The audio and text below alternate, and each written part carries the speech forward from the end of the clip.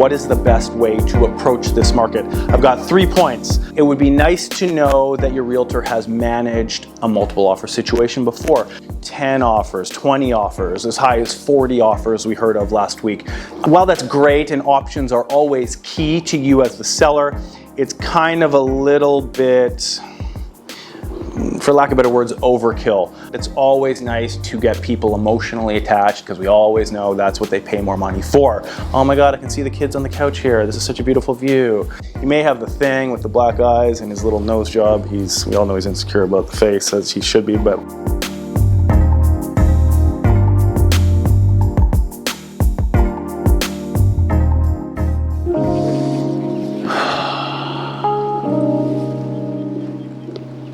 silence. Finally, I'm Benless.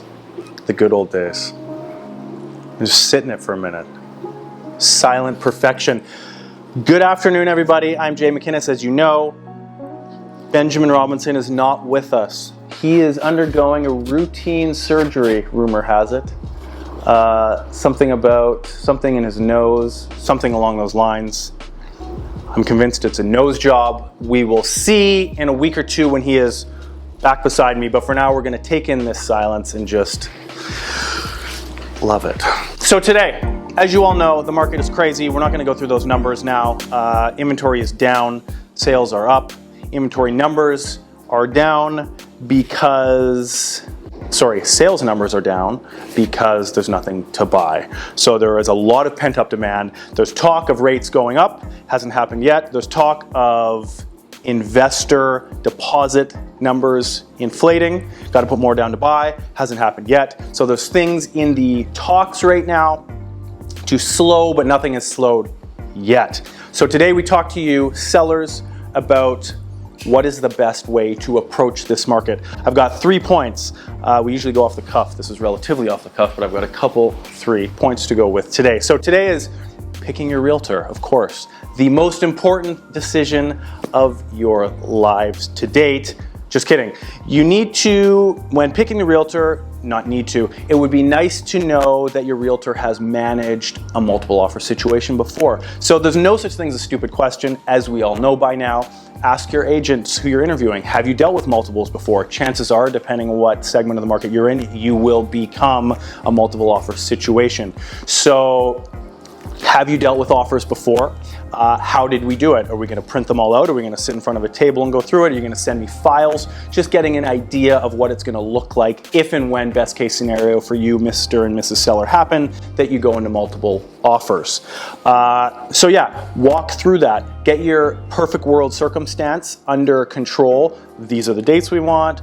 This is, in our head, of course, the price range that we are comfortable moving out of the property for, so a bottom line, of course, and then picking your listing price. Now, we've heard, as we talked about last week, 10 offers, 20 offers, as high as 40 offers we heard of last week.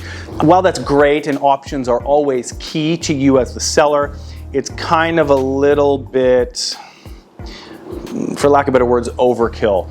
You don't need to filter through 40 offers. So pricing is very key to streamline this situation. As 40 offers is great, and it's gonna make people say, oh my God, there's so many I'm competing against, I gotta go top dollar. At the same time, it's gonna weed a lot of people out that just simply don't wanna deal with that. Maybe that was the top payer, maybe they weren't, but they just don't wanna deal with that situation because of course it's extremely stressful. So as you're getting some in, you're also losing some when it comes to crazy numbers like that. So picking your price is ever more important now than ever. Sharply based on comps, the raise that we've seen in your specific segment, in your specific area, and maybe a little bit of a premium on top. Nothing too crazy, of course, because you want to get those realistic buyers in. You list at 1.5, it's justified at 1.75. Why bother getting offers at 1.5, 1.52, 1.55? It's kind of a waste of time, especially when you get up to 20 or 40 offers. You want people up in and around your range, so put the expectation on the table. You'll streamline everything. Chances are you'll still get your price or better, but you'll really just basically cut the stress of the situation. That's number one. See, I can't even go off these points because we never do it, and now that I have points, I have to remember them. Okay, decluttering. Again, you're in a seller's market. It's a very strong seller's market in both, or in most segments. So You don't really need to bend over backwards to sell, we know that, but it's always nice to get people emotionally attached because we always know that's what they pay more money for. Oh my God, I can see the kids on the couch here. This is such a beautiful view. We're gonna drink wine here every day. So create the space. Little things like this. Here we go. Just a little declutter. Just put her down here. Center this guy here. It's just a little declutter. We don't have to hide the fact that you live here. It doesn't have to look like a show suite for that $1 million pre-sale studio. It just needs to be decluttered. The space is open. If you've got a lot of extra furniture, it will assist you to take it out. Don't go too overboard, but just keep it in mind. I'm sure your agent will tell you the same thing. Or when you work with us, inevitably, you will tell us the same thing, and that's what we'll tell you. Number 3. Let's see. This is unbelievable. Showing my age now. Pre-inspection. Nobody does this. I've never seen it done. I think everyone should, but you should get a pre-inspection. In all honesty, again, if we were working together, we'd list on a Monday, we'd get access as much as we could for the following 7 days, and then try and look at offers the following Monday or Tuesday. So really, this is a week of your life that's going to be kind of up in the air. But if you do pre-inspection and you've got that on file to send out to every potential, that's one more layer of friction that you could very well be removing. Now, yes, people will probably want to get their own inspectors anyway. Not that they won't trust yours or anything like that, but everyone has their process. Some people are going to write without, some people are going to write with doing the pre-inspection. Again, trying to get all the people all the credible, most credible people to the table as possible.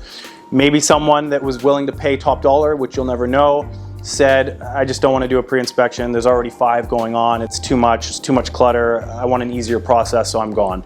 If you can provide them with that $600 pre-inspection, you're just removing one more barrier to entry to purchasing your home and giving them one more reason why it's easy to purchase your beautiful, semi-decluttered, perfectly priced home amongst the cluster of the craziness which we are now seeing. I think that's it. For once, I'm going to cut it short. I'm going to blame all those 20-minute videos on Ben's rambling. And I keep it short. This is proof that I keep it short. And that's all we need to go to. The market is crazy. We'll go through the specific numbers, even though personally I don't think it's really worth it. If you want to buy something right now, you really got to want to buy it because you're going to be paying a premium in most markets, period.